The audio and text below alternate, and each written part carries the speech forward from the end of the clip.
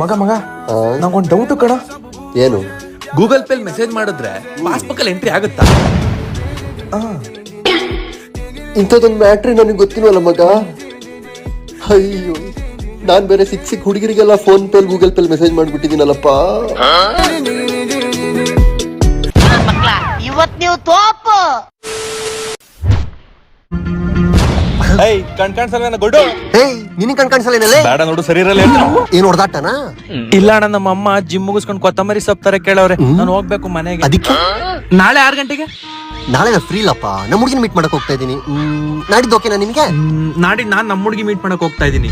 ಓಹೋ, ಆಚೆ ನಾಡಿದ್ದು? ಆಚೆ ನಾಡಿದ್ದು ಓಕೆ. ಫ್ರೀ ಇದೇ ಲೊಕೇಶನ್ 6:30. ಓಕೆ, ಹುಷಾರು. ನೀವು ಹುಷಾರು. ನಾನು ಲೊಕೇಶನ್ ಕಳಿಸ್ತೀನಿ. ಓಕೆ ಓಕೆ ಓಕೆ, ಬಾಯ್ ಬಾಯ್ ಬಾಯ್. ಮಗ, ಏನ್ ಯೋಚನೆ ಮಾಡ್ತಾ ಇದೀಯ ಹಂಗ್ ಡೀಪ್ ಆಗಿ? ಮಗ, ಒಳ್ಳೆ ಬಿಸ್ನೆಸ್ ಮಾಡೋಣ ಅಂತ ಇದೀನಿ ಕಣ. ಯಾವ್ದಪ್ಪ ಅದು ಒಳ್ಳೆ ಬಿಸ್ನೆಸ್? Medical shop. ಆ ಮೆಡಿಕಲ್ ಶಾಪ್ ಅಲ್ಲಿ ಒಂದ್ ಹುಡುಗಿನ ಕೂರಿಸ್ಬಿಟ್ರೆ ಬಿಸ್ನೆಸ್ ಮೇಲ್ ಬಿಸ್ನೆಸ್, ದುಡ್ಡು ಮೇಲ್ ದುಡ್ಡು, ಒಳ್ಳೆ ಪ್ರಾಫಿಟ್.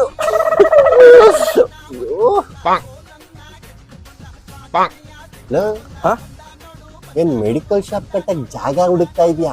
ಅಲ್ಲ, ಒಳ್ಳೆ ಹುಡುಗಿ ಈ ಕಡೆ ಏನಾದ್ರು ಸಿಗ್ಬೋದಾ ಅಂತ.